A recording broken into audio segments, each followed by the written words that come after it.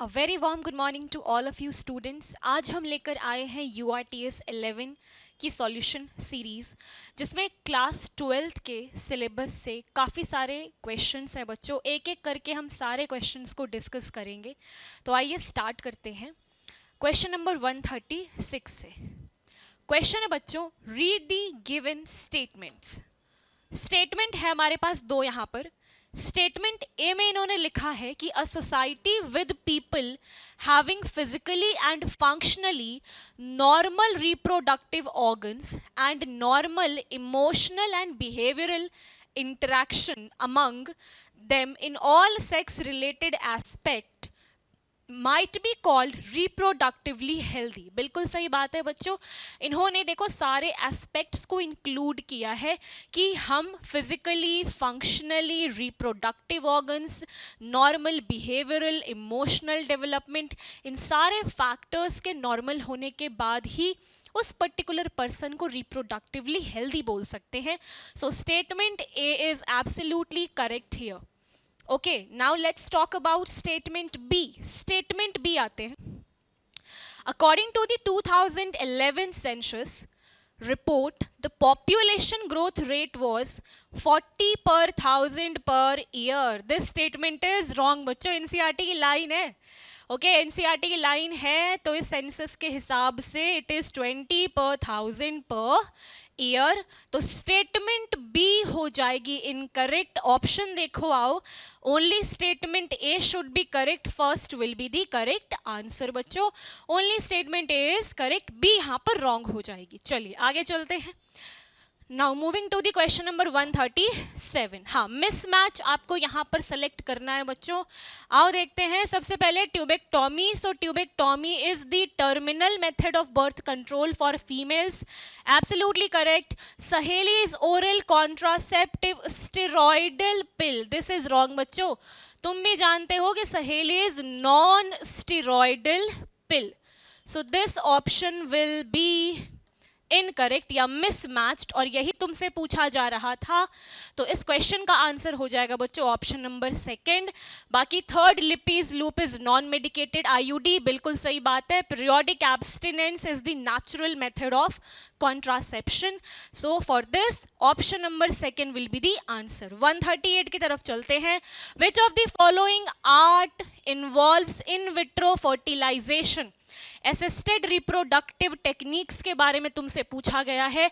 4 option है तुम्हारे पास, इनमें से तुम मुझे बता दो कि भाई कौन सी वाली जो टेक्निक है उसमें इन विट्रो फर्टिलाइजेशन होती है। सबसे पहले तो AI, आर्टिफिशियल इंसेमिनेशन। नो बच्चों, it is in vivo technique. Okay, next IUI यानी intra uterine insemination, this is also in vivo technique. Next is gift यानी कि gamete intrafallopian transfer, it is also an in vivo technique. ठीक है, तो बच क्या गया मैम हमारे पास? बच गया ICSI। This will be the correct answer, क्योंकि तुम जानते हो intracytoplasmic sperm injection is an in vitro method. Fertilization यहाँ पर आउटसाइड द बॉडी होती है बच्चों। तो आंसर क्या जाएगा? ICSI, which is fourth option. Okay, चलिए 139 की तरफ चलते हैं। 139 is among the following how many organisms is are marsupials present in the Australia. Okay, अब यानी तुम्हारे पास ना कुछ ऑर्गेनिजम्स के नाम मेंशन है, तुमको इनमें से आइडेंटिफाई करके बताना है कि इनमें से मार्सुपियल्स कौन से, इनफैक्ट ऑस्ट्रेलियन मार्सुपियल्स कौन से हैं। तो पहला है तुम्हारे सामने टस्मानियन टाइगर कैट। ये तो सही लग रहा है मैम, टस्मानियन टाइगर कैट तो बिल्कुल ही हमारा ऑस्ट्रेलियन मार्सुपियल है। नेक्स्ट है wombat, no this is wrong. Lemur, ये सही है बच्चों। उसके बाद कोआला, कोआला भी सही है। शुगर ग्लाइडर, यस बिल्कुल सही है, ये भी एक मार्सुपियल है। Next flying squirrel, no this is wrong. तो तुम्हें चूज क्या करने थे? मार्सुपियल्स चूज करने थे। कितने सही लग रहे हैं? 1 2 3 4। तो 4 यानी कि second option will be correct here. Now moving to question number 140। Fossils form dash of evolution, तुम जानते हो कि fossils are forming the paleontological evidence of evolution. Explain करने की भी जरूरत नहीं है, it is one of the most important evidences for evolution. Okay, next 141 बच्चों, adaptive radiation can be observed in all of the following cases except, ठीक है, यानी तुमसे पूछा जा रहा है कि इनमें से कौन सी वाली एग्जाम्पल अडैप्टिव रेडिएशन की एग्जाम्पल नहीं है। ओके, चलो आओ देखते हैं। सबसे पहले तो मार्सुपियल रेडिएशन, तुम बिल्कुल जानते हो कि भाई मार्सुपियल रेडिएशन जो है वो अडैप्टिव रेडिएशन की one of the best examples है। इनफैक्ट एनसीईआरटी ने डेफिनेशन के बाद इसी को एक्सप्लेन भी करा है। तो फर्स्ट तो एग्जाम्पल हो जाएगी अडैप्टिव रेडिएशन की।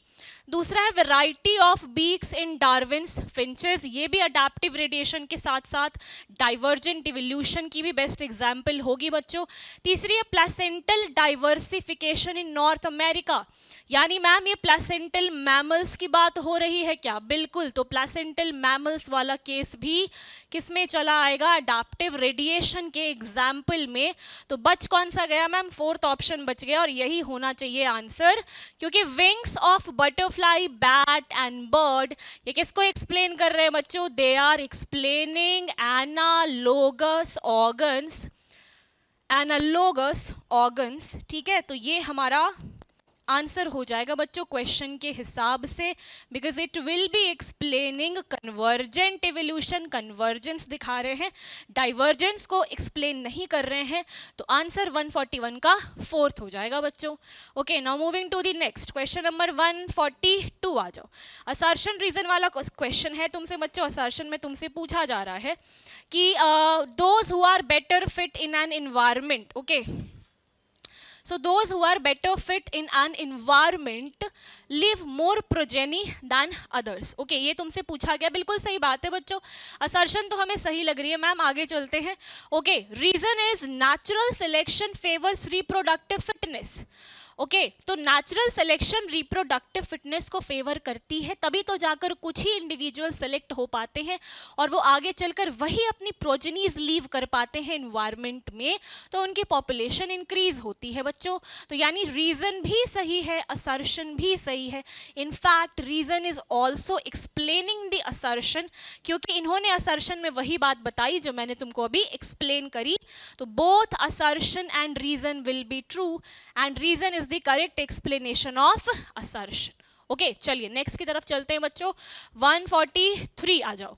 MRI uses magnetic resonance imaging technique जो है that uses, तुम जानते हो, strong magnetic field यूज करती है बच्चों। तो मैग्नेटिक फील्ड वाला ऑप्शन देखो, चलो एक तो दिख रहा है मैम हमें, to accurately detect pathological and physiological changes in the living tissue। yes, बिल्कुल सही बात है। Okay, choose the correct option. अच्छा, बी हमने मिस कर दिया बच्चों। MRI uses strong magnetic field and non ionising radiation. याद रखना, यहाँ पर आयनाइजिंग रेडिएशन यूज नहीं होती है, it will be using non ionising radiations.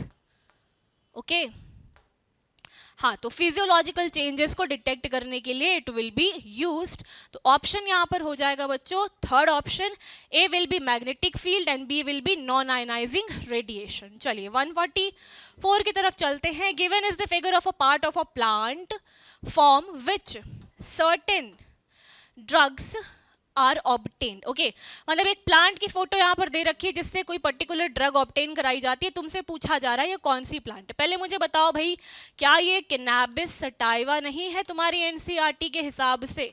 आओ ऑप्शन देखते हैं, कैनाबिस सटाइवा वाला ऑप्शन कौन सा है।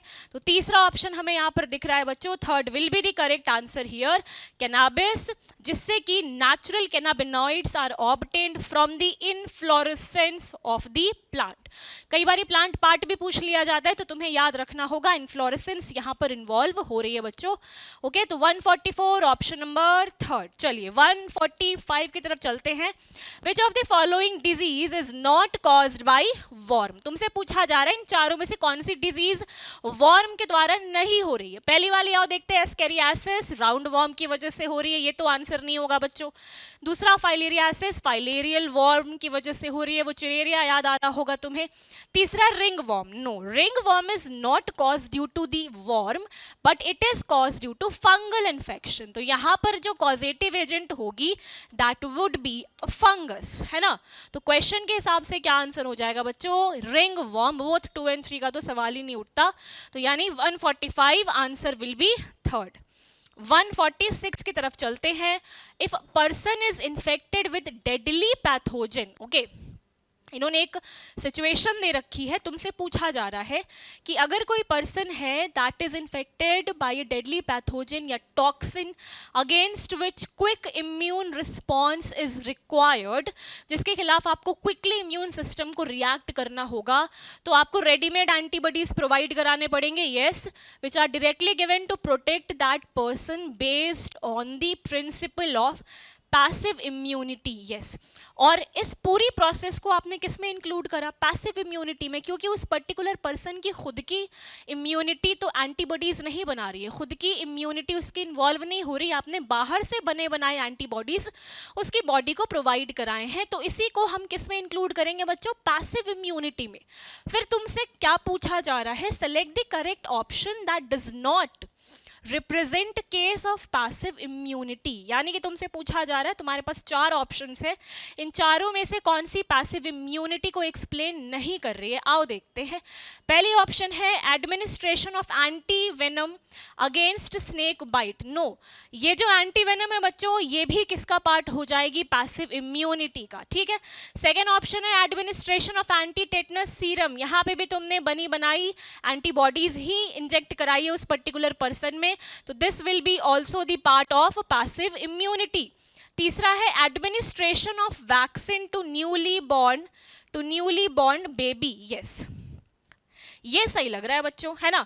तुमसे पूछा गया कि इनमें से कौन सी पैसिव इम्यूनिटी का एक्सेप्शन है, यानी कि कौन सी एक्सप्लेन नहीं कर रही हमारी पैसिव इम्यूनिटी को, तो थर्ड जो है that is example of active immunity, क्योंकि आपने वैक्सीन्स जो है वो, है ना, वैक्सीन्स प्रोवाइड कराए हैं चाइल्ड को या न्यूबॉर्न बेबी को, तो this will be the example of active immunity, क्योंकि उसकी खुद की इम्यून सिस्टम यहाँ पर इन्वॉल्व हो रही है, बाहर से आपने रेडीमेड एंटीबॉडीज इंक्लूड नहीं किए हैं। तो यू हैव टू रिमेंबर कि भाई अगर वैक्सीन आपने एडमिनिस्टर कराए तो उस वैक्सीन की वजह से उस पर्टिकुलर न्यूबॉर्न बेबी की जो इम्यून सिस्टम होगी वो बाद में चलकर रिस्पॉन्ड करेगी, so this will be considered as a part of active immunity.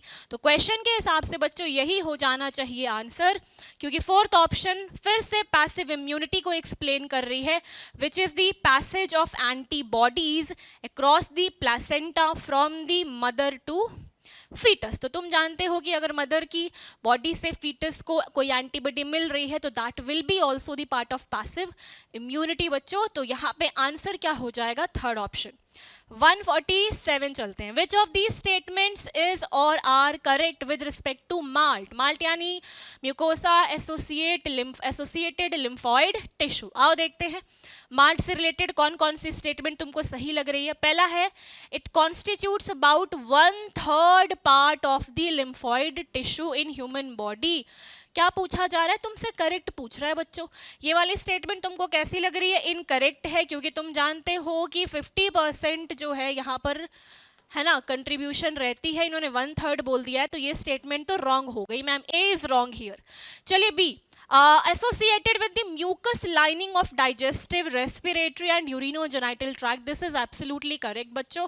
इन सारी जगहों पर हमारी mucosa associate lymphoid tissue present रहती है, एंड इट इज ऑल्सो, सी में आओ देखते हैं, it is also a site for interaction of lymphocyte with the antigen because it is a secondary lymphoid organ, so it will be the particular site for interaction।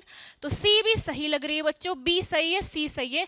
D आ जाओ देखते हैं, cells like B and T lymphocyte migrate here after maturation and it is a secondary lymphoid tissue. Exactly अभी just जो मैंने बात बोली बच्चों यही उन्होंने फोर्थ पॉइंट में लिखा हुआ है. तो बी, सी और डी ये तीनों ही ऑप्शन सही हो जाएंगे. आपसे करेक्ट पूछा जा रहा था, सो correct option will be here third option. 148 की तरफ चलते हैं. Okay yes, which of the following is not a component of reaction mixture of polymerase chain reaction? Okay, PCR के लिए इनमें से कौन से mentioned option is not a part of its reaction mixture? आ जाओ देखते हैं. पहला है कि two sets of small chemically synthesized, ठीक है, oligonucleotides not complementary. Okay, not complementary to regions of DNA. सारी बातें सही थी बच्चों, इन्होंने not लगाकर यहाँ पर स्टेटमेंट को गलत कर दिया है. ओके क्योंकि कॉम्प्लीमेंट्री सीक्वेंसिंग होनी चाहिए तभी तो पेयरिंग हो पाएगी बच्चों. तो क्या पूछ रहा था, इज नॉट अ कॉम्पोनेंट, तो पहला ही ऑप्शन आपको यहाँ पर सही दिख रहा है, बाकी रीड करने की रिक्वायरमेंट ही नहीं है, तो first option will be correct here. Okay चलिए 149 की तरफ चलते हैं. बर्थ कैनाल इंक्लूड्स, देखो कितना आसान क्वेश्चन पूछा है बच्चों इन्होंने, एग्जैक्ट एनसीईआरटी की लाइन से क्वेश्चन फ्रेम हुई है. बर्थ कैनाल तुम जानते हो, cervical canal along with vagina will include the birth canal. तो both 1 and 2 will be the correct option here. 150 की तरफ चलते हैं. Question number 150. If an alien DNA, okay, if an alien DNA is inserted within the coding sequence of ampicillin resistant, then the recombinants will, okay, ठीक है, चलो ampicillin resistant site पर इन्होंने क्या कराया बच्चों, इन्होंने कोडिंग सीक्वेंस को, इन्होंने एक एलियन डीएनए को इंसर्ट कर दिया है, तो उसकी वजह से क्या होगा. अब देखो उस पर्टिकुलर साइट पर जो इंफॉर्मेशन प्रेजेंट थी वो किसके लिए थी, एम्पीसिलिन एंटीबायोटिक रेजिस्टेंट प्रॉपर्टी के लिए थी ना बच्चों. अब उसी साइट पर अगर आपने किसी और एलियन डीएनए या एलियन पीस ऑफ डीएनए को इंसर्ट करा दिया तो उसकी वो पर्टिकुलर प्रॉपर्टी, एंटीबायोटिक रेजिस्टिविटी वाली प्रॉपर्टी तो चली जाएगी, लूज हो जाएगी ना बच्चों. तो किस साइट पर ऐसा हुआ है, एम्पीसिलिन वाली साइट पर हुआ है, तो वो पर्टिकुलर बैक्टीरिया अब एम्पीसिलिन पर तो ग्रो नहीं कर पाएगी. आओ ऑप्शन देखते हैं. पहला ऑप्शन है it will lose resistance to tetracycline. No this is wrong, क्योंकि हमने टेट्रासाइक्लिन एंटीबायोटिक रेजिस्टेंट जीन से कोई छेड़छाड़ नहीं की है, वो आराम से ग्रो कर सकती है टेट्रासाइक्लिन पे. ओके सेकंड है it will grow in medium containing tetracycline. बिल्कुल यही सही ऑप्शन जाएगा बच्चों, है ना, क्योंकि टेट्रासाइक्लिन पे कोई भी इफेक्ट नहीं देखने को मिलेगा हमें. So it will easily grow in that tetracycline containing medium. किस पर वो ग्रो नहीं कर पाएगी, एम्पीसिलिन मीडियम में वो ग्रो नहीं कर पाएगी बच्चों. ओके तीसरा ऑप्शन देखते हैं it will grow in medium containing ampicillin. No this is wrong. Fourth है it will lose resistance to both ampicillin and tetracycline. No this is also wrong. Only ampicillin will be affected, tetracycline will remain unaffected. तो answer यहां पर क्या हो जाएगा बच्चों, option number second. Okay 151 की तरफ चलते हैं. रिस्ट्रिक्शन एंडोन्यूक्लिएजेस, देखो बायोटेक्नोलॉजी से कितने बेहतरीन क्वेश्चंस फ्रेम किए गए हैं जो तुम्हारी कॉन्सेप्चुअल क्लैरिटी के लिए बड़े इंपॉर्टेंट है बच्चों, है ना. तो ध्यान से सुनना इन सारे क्वेश्चंस को. रिस्ट्रिक्शन एंडोन्यूक्लिएजेस आर एंजाइम्स विच, अब रिस्ट्रिक्शन एंडोन्यूक्लिएजेस से रिलेटेड इंफॉर्मेशन तुमसे पूछी जा रही है, तो बताओ ये जो एंजाइम होती है क्या करती है. पहला ऑप्शन है make cuts at specific nucleotide sequence with in the DNA molecule. बिल्कुल सही बात है बच्चों, हमारी रिस्ट्रिक्शन एंडोन्यूक्लिएज ही तो मॉलिक्यूलर सीजर कहलाती है. तो कट करने का काम किसका होगा, इसी रिस्ट्रिक्शन एंडोन्यूक्लिएज एंजाइम का होगा. पहला ऑप्शन तो हमें सही दिख रहा है. आओ आगे बढ़ते हैं. Recognise a specific nucleotide sequence for binding of DNA ligase. No this will be wrong बच्चों, डीएनए लाइगेज तो जोड़ने का काम कर रही है और हम जानते हैं कि दे आर कटिंग एंजाइम्स. तीसरा है restrict the action of DNA polymerase. This is also wrong. It will remove nucleotide from the terminal ends. No, it will remove nucleotides within the inside की तरफ से बच्चों, अंदर की तरफ से रिमूवल होती है, तभी तो ये एंडोन्यूक्लिएजेज है। अगर आपको टर्मिनल एंड से रिमूवल कराना है तो आपको एक्सोन्यूक्लिएजेज यूज करना होगा। तो पहला ऑप्शन हमें यहाँ पर सही दिखता हुआ नजर आ रहा है बच्चों, 151। Answer will be first option. Okay, 152 की तरफ चलते हैं बच्चों। Choose the correct statement with respect to a probe. Probe के लिए आपको करेक्ट स्टेटमेंट चूज करने हैं बच्चों। आ जाओ, पहला है it is always a double stranded DNA tagged with a radioactive molecule. No, this is wrong. It can be it can be a single stranded RNA also, it can be a it can be a single stranded DNA also. तो ऐसा नहीं है कि सिर्फ double stranded DNA ही हम tag करके use कर सकते हैं बच्चों, single stranded RNA, single stranded DNA भी हो सकती है। दूसरा, it is a single stranded DNA और RNA but not tagged with radioactive molecule, this is also wrong. बात तो इन्होंने बिल्कुल सही बताई कि सिंगल स्ट्रैंडेड आरएनए भी हो सकती है, सिंगल स्ट्रैंडेड डीएनए भी हो सकती है, बट आपको उसकी टैगिंग तो करनी पड़ेगी ना किसी रेडियो एक्टिव मॉलिक्यूल के साथ। ओके, तो दिस इज ऑल्सो इनकम्प्लीट। तीसरा है बच्चों, it is allowed to hybridise to its complementary DNA in a clone of cells followed by detection using autoradiography. देखो ये बड़ी सही बात है बच्चों, ये बिल्कुल सही बात है। इन्होंने देखो क्लोन से प्रोब से रिलेटेड तुमको जानकारी दी है, पहली दूसरी जानकारी तो गलत लग रही थी, लेकिन तीसरी जानकारी बिल्कुल सही है। उस पर्टिकुलर प्रोब को हम अलाउ करते हैं कि वो जाके हाइब्रिडाइज कर जाए अपनी कॉम्प्लीमेंट्री डीएनए के साथ, और फिर क्या हो, उस क्लोन ऑफ सेल्स में हम उसको डिटेक्ट कर ले ऑटो रेडियोग्राफी मेथड से। तो तीसरी ऑप्शन हमें सही लग रही है बच्चों। चौथी क्या, एक बार पढ़ लेते हैं कि the clone having the mutated gene will be visible on the screen always without even performing autoradiography. No, बिना ऑटो रेडियोग्राफी के बच्चों वो विजिबिलिटी हम देख ही नहीं सकते हैं। तो फोर्थ ऑप्शन भी यहाँ पर इनकरेक्ट है।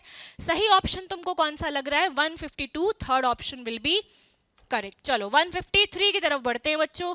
विच of the following layer of uterus constrict during parturition, यानी कॉन्ट्रैक्शन का पूछा जा रहा है तुमसे।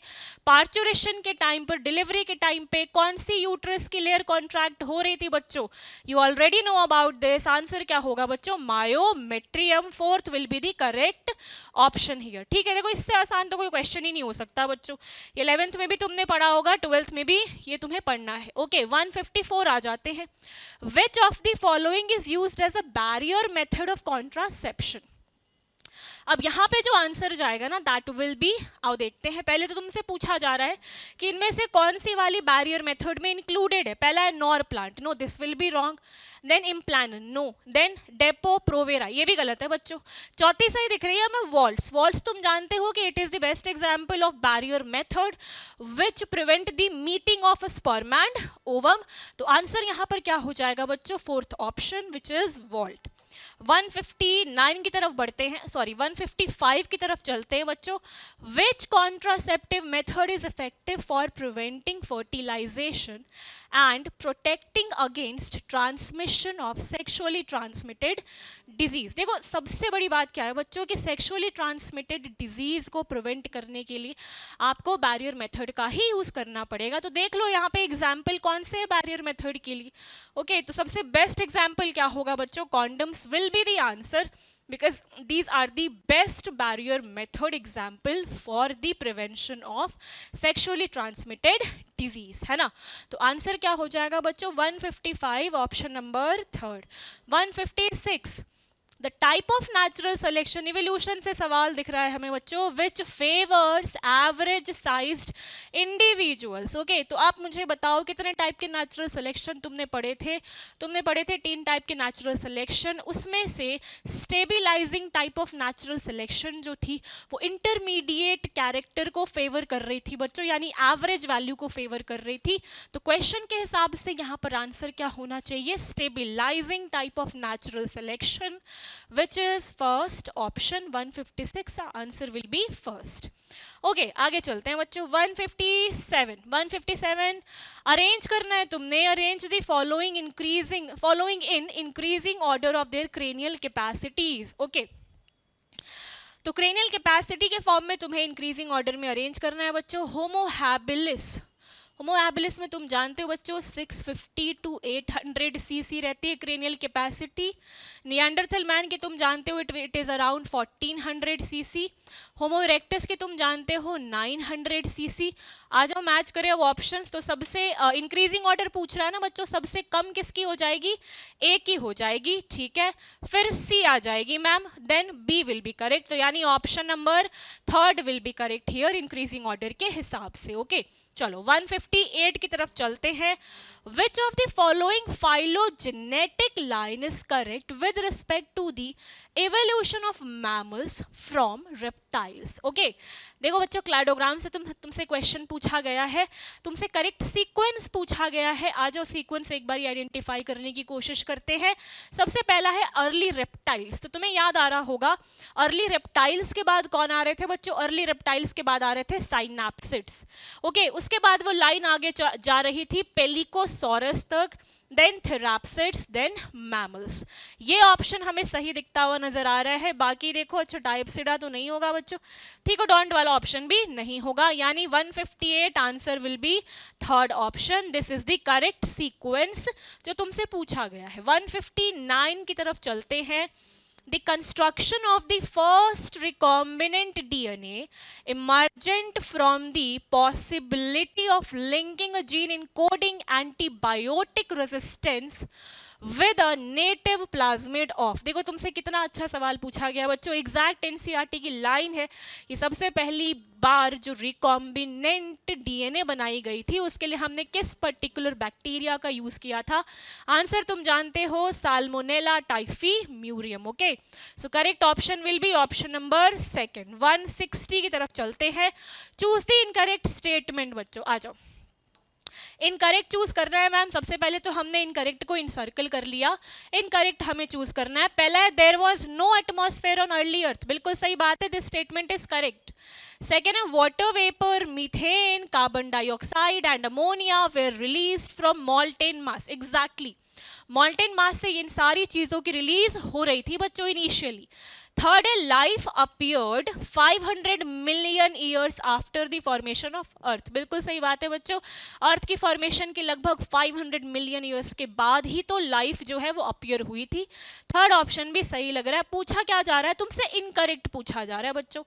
चौथी ऑप्शन है galaxies are cluster of stars and free from gases and dust. No, this statement is incorrect बच्चों। गैलेक्सीज की अगर हम बात करें तो यहाँ पर गैसेस और डस्ट प्रेजेंट रहती है, it is not free from gases and dust. तो फोर्थ ऑप्शन आपको इनकरेक्ट दिख रही है, इनकरेक्ट स्टेटमेंट दिख रही है। क्वेश्चन के हिसाब से यही हो जाएगा हमारा correct answer. Okay so correct option will B fourth here. चलो नेक्स्ट क्वेश्चन की तरफ चलते हैं। 161 में क्वेश्चन है कि spermatogenesis is switched on at puberty. देखो कितनी सही तरीके से क्वेश्चन फ्रेम किया है बच्चों इन्होंने ये भी बताया है कि स्पर्मेटोजेनेसिस इनिशिएट कब होती है, प्यूबर्टी के टाइम पे। So it is switched on at puberty due to the significant increase in the secretion of a hypothalamic hormone called as. तो तुम जानते हो वो हाइपोथैलेमस की हार्मोन जो इनिशिएट कराने का काम करती है that is none other than GnRH which is gonadotropin releasing hormone. और ये GnRH फिर किसको स्टिम्युलेट करती है, एंटीरियर पिट्यूटरी को, तो वहां से फिर गोनाडोट्रोपिन्स रिलीज कराए जाते हैं। तो करेक्ट आंसर क्या हो जाएगा बच्चों, पहला ही ऑप्शन है GnRH। 161 answer will be first option. 162 आ जाओ बच्चों। During embryonic development which stage of embryo will be implanted into endometrium of human female. ये तुमसे पूछा जा रहा है ना। ओके चलो तो तुम जानते हो भाई एम्ब्रियोनिक डेवलपमेंट के टाइम पर कौन सी स्टेज में हमारी जो एम्ब्रियो है वो इम्प्लांट हो जाती है एंडोमेट्रियम में। वेरी वेरी इजी है ना, तुम्हें याद होना चाहिए ब्लास्टोसिस्ट स्टेज पे ये इम्प्लांटेशन रहती है बच्चों। तो 162 answer will be second option. After implantation, फिर से देखो इम्प्लांटेशन टॉपिक से इन्होंने सवाल बनाया है कि भाई इम्प्लांट तो तुमने करा दी ब्लास्टुला या ब्लास्टोसिस्ट स्टेज पे, अब इम्प्लांटेशन के बाद कुछ फिंगर लाइक प्रोजेक्शन अपीयर होंगे on the trophoblast which are interdigitated with maternal tissue, और तब जाकर क्या बनती है, प्लेसेंटा। तो to form the placenta, 163 answer will be third option. देखो कितने आसान क्वेश्चन फ्रेम किए जा रहे हैं बच्चों, डायरेक्ट एनसीईआरटी की लाइन से क्वेश्चन बन रहे हैं। एनसीईआरटी बार बार रिवाइज करना बहुत इंपॉर्टेंट है, एनसीईआरटी तुमने पढ़ी है, तुम सारे क्वेश्चंस कर लोगे। ओके चलिए नेक्स्ट क्वेश्चन है, अंडर नॉर्मल कंडीशंस, 164 आ जाओ बच्चों। Under normal conditions second polar body is released after a, अच्छा फिल इन द ब्लैंक्स है, okay, and B region of female reproductive system. ठीक है, सेकेंड पोलर बॉडी पहले बता दो मुझे कब बन रही थी बच्चों, मियोसिस 1 के बाद बन रही थी, मियोसिस 2 के बाद बन रही थी। अगर तुम्हें याद आ रहा होगा oogenesis, तो मियोसिस सेकेंड के टाइम पर हमारी सेकेंड पोलर बॉडी बन रही थी। तो पहले तो तुमको करेक्ट ऑप्शन चूज करना है ना, विच फिल द ब्लैंक्स करेक्टली। तो ए में तो हमारा आंसर क्या हो जाएगा बच्चों, सेकेंड मियोटिक डिविजन। लेकिन अब ये रिलीज कहाँ से हो रही थी, तो जो सेकेंड पोलर बॉडी थी वो रिलीज कहाँ पे होगी, क्योंकि स्पर्म आया, स्पर्म के आने के बाद स्पर्म कहाँ पे मिला था, सेकेंडरी oocyte से बच्चों, फैलोपियन ट्यूब में यानी ओविडक्ट में। तो ओविडक्ट के ही पास तो ये रिलीज होगी हमारी सेकेंड पोलर बॉडी की। तो आंसर क्या होना चाहिए, यस ओविडक्ट वाला ऑप्शन है बच्चों, हाँ है ना, 164 fourth will be the correct answer. A will be second meiotic division यानी मियोसिस 2 की बात हो रही है, and B will be the oviduct. तो 164 ऑप्शन विल बी फोर्थ। 165 की तरफ चलते हैं, मेल जर्म सेल्स की बात हो रही है, eventually form spermatozoa. Okay, these germ cells line, okay, यानी तुमसे लोकेशन पूछी जा रही है, इनडायरेक्टली तुमसे पूछा जा रहा है कि where are these male germ cells present. तो बता दो मुझे कि inner lining of seminiferous tubule was lined by two types of cells, पहले थे हमारे मेल जर्म सेल्स और दूसरे थे सर्टोली सेल। तो ऑप्शन क्या हो जाएगा बच्चों, सेमिनिफेरस ट्यूब्यूल है ऑप्शन में, यस है ना ऑप्शन में, 165 की fourth option will be correct बच्चों। 166 की तरफ चलते हैं, नेक्स्ट है what is true for lactational amenorrhoea. Okay, आपसे पूछा जा रहा है लैक्टेशनल एमेनोरिया के लिए इनमें से कौन से स्टेटमेंट सही दिख रहे हैं। आओ एक एक करके स्टेटमेंट पढ़ते हैं। पहली स्टेटमेंट है बच्चों, it means absence of menstruation, बिल्कुल सही बात है, ट्रू तुमसे पूछा जा रहा है। दूसरा है कि ovulation does not occur up to a maximum period of 6 month of intense lactation. ठीक है, एनसीईआरटी के हिसाब से हम इसको सही मान सकते हैं बच्चों, प्रैक्टिकली ऐसा होता नहीं है, but it's okay, second statement will be also correct according to NCERT. Third is side effects are almost nil, बिल्कुल सही बात है। Contraceptive efficiency reduces after the period of intense lactation, it is also correct. Fifth is it is a natural method of contraception, बिल्कुल सही बात है। तो 5 statement हमें सही लग रहे हैं। यहाँ पर ट्रू पूछ रहा था ना बच्चों, यस ट्रू पूछा जा रहा था। Sixth, it increases the phagocytosis of sperms, no this is wrong बच्चों, लैक्टेशनल एमेनोरिया में फैगोसाइटोसिस जैसा कुछ होता ही नहीं है, वो तो आईयूडीज के केस में हो रहा था। तो 5 स्टेटमेंट हमें सही दिख रहे हैं। कौन कौन से, first second third fourth and fifth. तो ऑप्शन हमारा क्या हो जाएगा यहाँ पर, 166 third option will be correct, क्योंकि पांचों स्टेटमेंट सही है सिक्स्थ को छोड़कर बच्चों। चलिए 167 की तरफ चलते हैं, मैच लिस्ट 1 विद लिस्ट 2, आ जाओ मैच करना है बच्चों, है ना। पहला है लिस्ट 1 में typhoid is cause due to the Salmonella typhimurium which is a bacteria. Okay, leishmaniasis this will be due to a protozoa, Leishmania donovani यहाँ पर इन्वॉल्व हो रही थी। तीसरा है ringworm will be cause due to fungus. Filariasis is cause due to filarial worm which belongs to Aschelminthes या Nemathelminthes या nematode भी बोल सकते हो। आ जाओ मैच कर ले, है ना। तो ए में फोर्थ ऑप्शन आपको दिख रहा है, पहला ही ऑप्शन है बच्चों, ए का 4, बी का 3, सी का 1 और डी का 2 हो जाएगा आंसर। यस, तो 167 ऑप्शन विल बी फर्स्ट। आ जाओ 168 की तरफ चलते हैं, which is not a form of cancer. पहला ल्यूकेमिया, बिल्कुल सही बात है, ब्लड कैंसर है। उसके बाद glaucoma, no this is wrong, glaucoma is not a form of cancer बच्चों, वो तो आंखों की एक डिजीज है जो ऑप्टिक नर्व्स की वजह से होती है, उसमें कुछ अरेंजमेंट में गड़बड़ी, फंक्शनिंग में गड़बड़ी की वजह से होती है, तो glaucoma is not a form of cancer. Yes, carcinoma, sarcoma, ये सारे कैंसर्स के फॉर्म हैं। तो 168 ऑप्शन विल बी सेकंड। 169 की तरफ चलते हैं, given below are two statements. तुम्हारे सामने दो स्टेटमेंट प्रस्तुत हैं, one is labelled as assertion and second is labelled as reason. तुमसे पूछा जा रहा है असर्शन और रीजन में कौन सी स्टेटमेंट सही है, आ जाओ देखते हैं।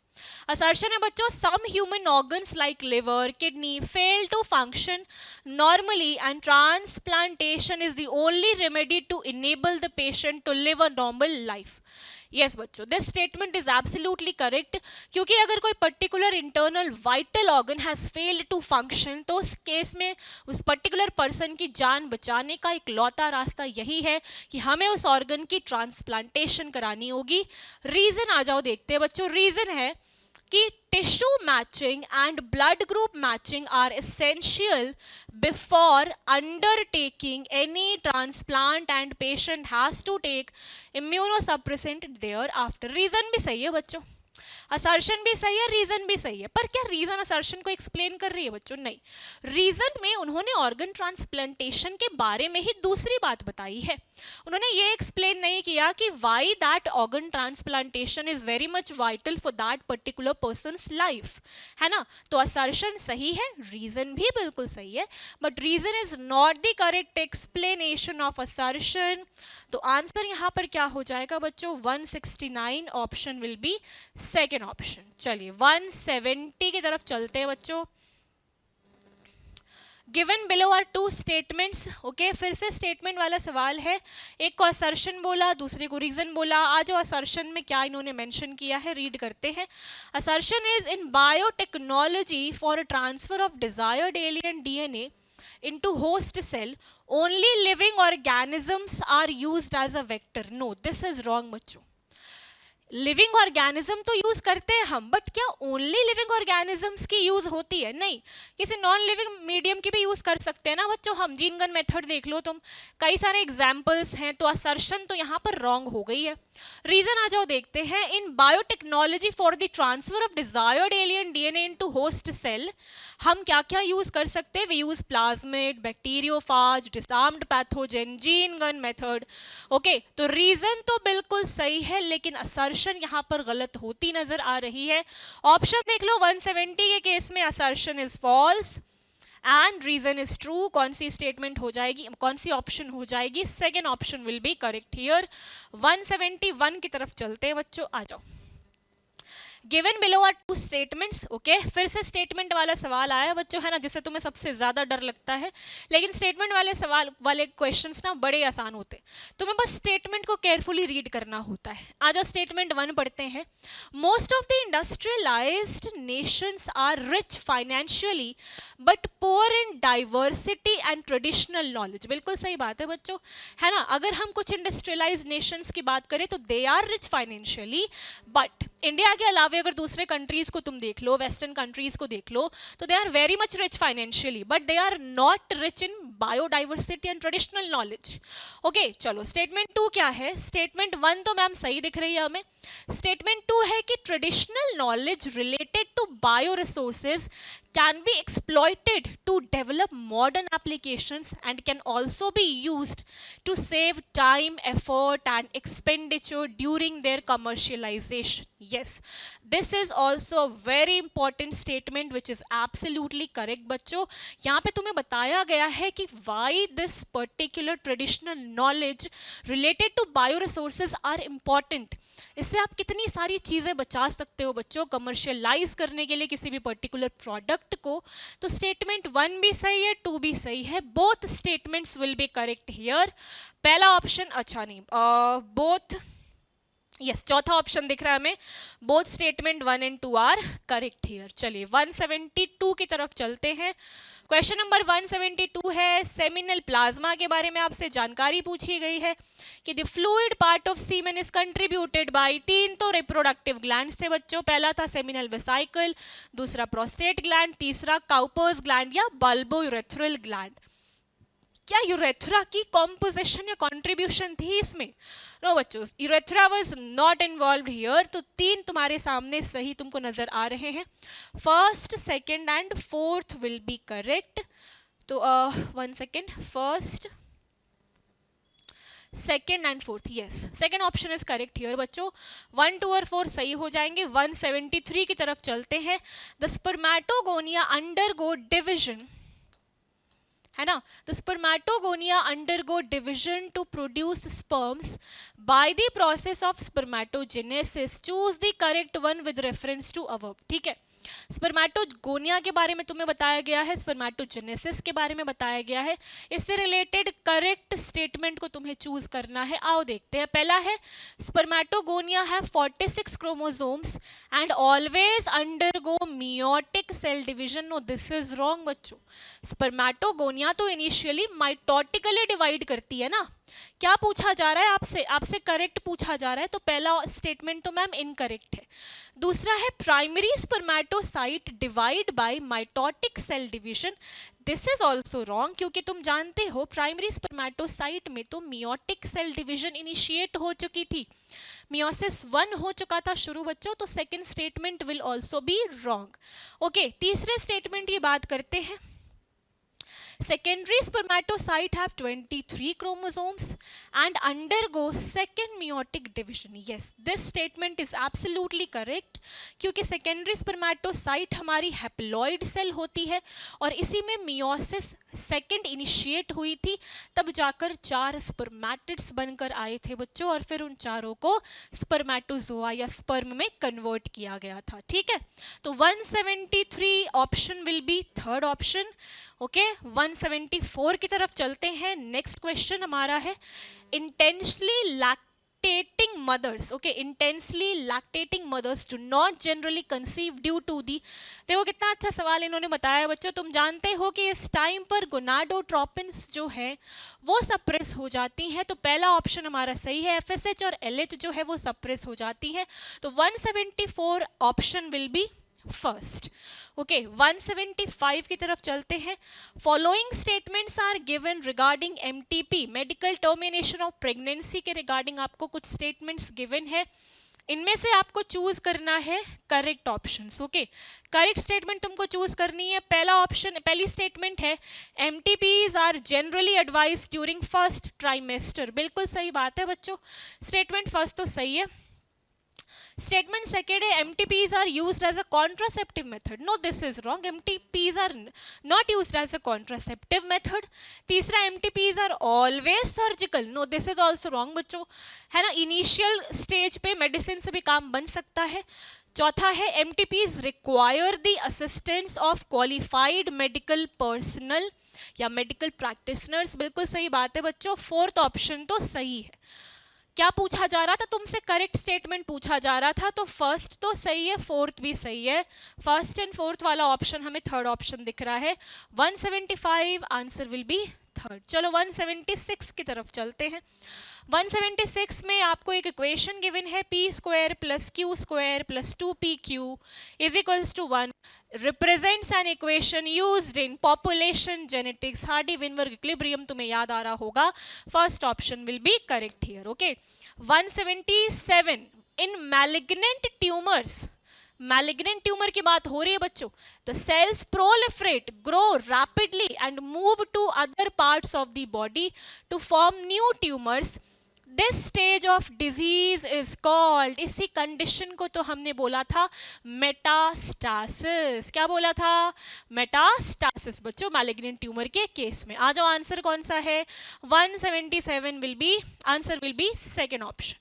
178 आ जाओ, देखते हैं। 178 में the correct option for restriction enzyme तुमसे पूछा जा रहा है कि रेस्ट्रिक्शन एंजाइम के लिए करेक्ट ऑप्शंस कौन से हैं। पहला है cleaving of phosphodiester bond in DNA by the enzyme, ठीक है, ये तो सही लग रहा है बच्चों। क्लीव का मतलब तोड़ना, ओके, फॉस्फोडाइस्टर बॉन्ड तो बिल्कुल ब्रेक होती है।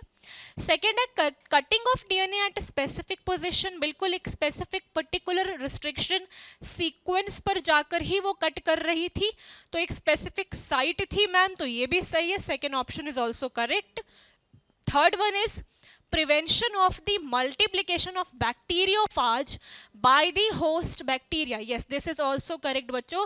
बैक्टीरियोफाज के लिए उसकी खुद की डिफेंस थी, है ना, तो फर्स्ट भी सही है, सेकंड भी सही है, थर्ड भी सही है, fourth will be correct here.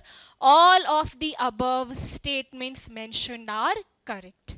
चलिए 179 की तरफ चलते हैं बच्चों। Which of the following contributed in popularising the PCR method, ये पूछा जा रहा है तुमसे, है ना, यानी कि पीसीआर को पॉपुलराइज करने के लिए सबसे अच्छा कंट्रीब्यूशन किसका रहा। तो पहला है easy availability of DNA template, no, इस इजी अवेलेबिलिटी के लिए पीसीआर को तो क्रेडिट ही नहीं देंगे हम बच्चों, वो तो हमने बाहर से अवेल कराया है ना, तो पहला तो गलत लग रहा है बच्चों। दूसरा है अवेलेबिलिटी ऑफ सिंथेटिक प्राइमर, ये भी हमने बाहर से अवेल कराया है, ये पीसीआर की यूनिक फीचर है ही नहीं। तीसरा है availability of cheap deoxyribonucleotides, no this is also incorrect बच्चों, है ना, इसकी वजह से तो वो पॉपुलैरिटी मिली ही नहीं थी पीसीआर को। पीसीआर को पॉपुलर कराने का सबसे अच्छा कंट्रीब्यूशन था बच्चों किसका, एंजाइम का, that is the DNA polymerase enzyme, है ना, थर्मोस्टेबल डीएनए पॉलीमरेज एंजाइम जो हाई टेम्परेचर पे भी स्टेबल थी। This was the most important point regarding the popularity of this method. तो 179 बच्चों ऑप्शन विल बी फोर्थ। चलिए अब बढ़ते हैं हम इस सेशन के आखिरी क्वेश्चन की तरफ, which is question number 180। 180 is कि acrosomal reaction of the sperm, okay, फिर से ह्यूमन रिप्रोडक्शन से एक सवाल हमें दिख रहा है बच्चों कि acrosomal reaction of the sperm occurs due to the, बता दो मुझे ये एक्रोसोमल रिएक्शन कब हो रही थी बच्चों, जब हमारा स्पर्म किससे जाकर कांटेक्ट कर रहा था। यस पहला ही ऑप्शन हमें सही दिख रहा है बच्चों, due to its contact with zona pellucida of the ova, और खूब सारी जोनल लाइसेंस यहाँ पर रिलीज हो रही थी, this was the acrosomal reaction.